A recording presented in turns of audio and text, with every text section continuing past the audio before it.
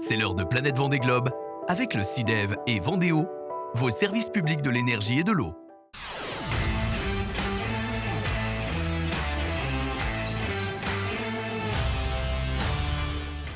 Et Alix Lanos nous fait découvrir aujourd'hui un IMOCA présent sur le village mais qui ne prendra pas le départ du Vendée Globe. C'est le bateau pédagogique de Fabrice Amédéo.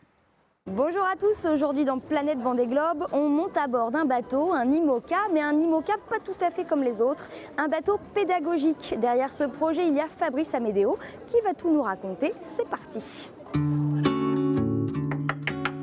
Et il y a la queue pour monter sur le bateau.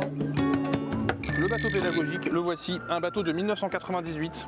Ce bateau était trop vieux pour faire le Vendée Globe. Il était en train de pourrir sur un terre-plein à Lorient. Je passais devant tous les jours en allant chercher ma salade et je me suis dit un jour, mais qu'est-ce qu'on va faire de ce bateau? On ne peut pas le laisser pourrir. J'ai fait ma petite enquête. Il appartenait à un Russe qui ne pouvait pas venir le chercher à cause de la guerre en Ukraine. Et je lui ai dit, je te le rachète 1 euro. Parce qu'il y en aurait eu pour des 1 euro symbolique. Il y en aurait eu pour des dizaines de milliers d'euros pour le remettre en état pour naviguer. Ça coûte très cher de remettre en état un bateau comme ça. Et donc on lui a enlevé sa quille, enlevé son mât. On a juste gardé la baume pour faire un mât. Et donc on l'a transformé en bateau pédagogique, tourné vers le grand public. L'idée c'est de se dire, le grand public quand il vient sur le village du village départ du Vendée Globe, il rêve en voyant des bateaux à flot, prêts à prendre le départ de la course, mais ils ne montent pas à bord. Ça c'est réservé aux VIP. Et en fait ce bateau-là, les gens vont pouvoir monter à bord. On a refait à l'intérieur à l'identique d'un bateau de course. On va voir à l'intérieur d'ailleurs. Et on va voir ça. Et donc ils vont rêver en voyant ce bateau, ils vont rêver d'aventure, mais on va aussi parler de préservation des océans.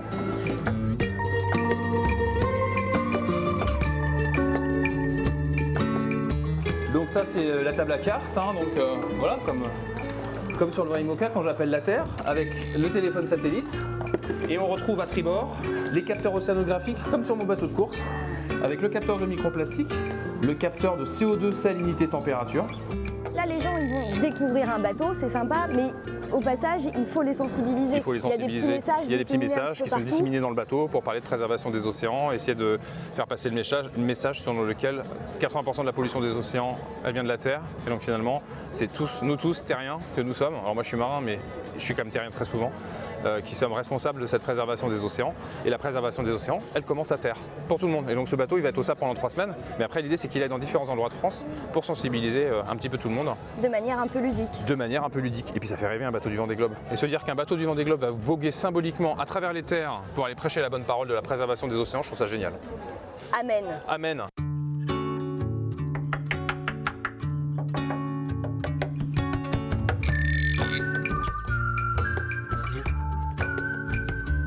Direction la soute à voile, transformée en salle de cinéma.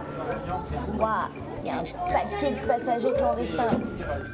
Je le trouve très joli. Est-ce que tu pensais que c'était comme ça à l'intérieur? Oui. Ouais, tu pensais que c'était comme ça? Est-ce que t'as vu où est-ce qu'il dormait, le skipper? T'en penses quoi? T'aimerais bien dormir là-dedans, toi? Non. Moi non plus. Est-ce que toi, tu penses que c'est important de faire attention aux océans, de préserver la planète? Oui, parce que sinon il y a des animaux qui peuvent mourir à cause de la pollution.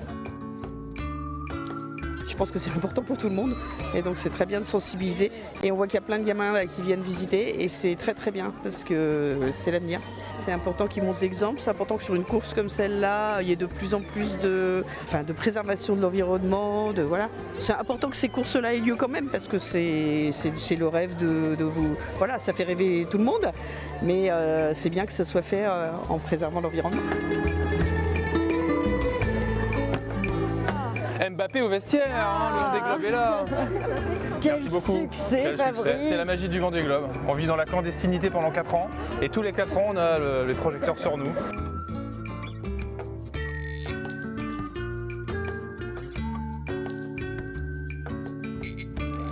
C'est la fin de cette chronique, mais pas des visites, puisque visiblement le bateau pédagogique a du succès. On se retrouve demain pour parler de quoi? Pour parler d'environnement, évidemment.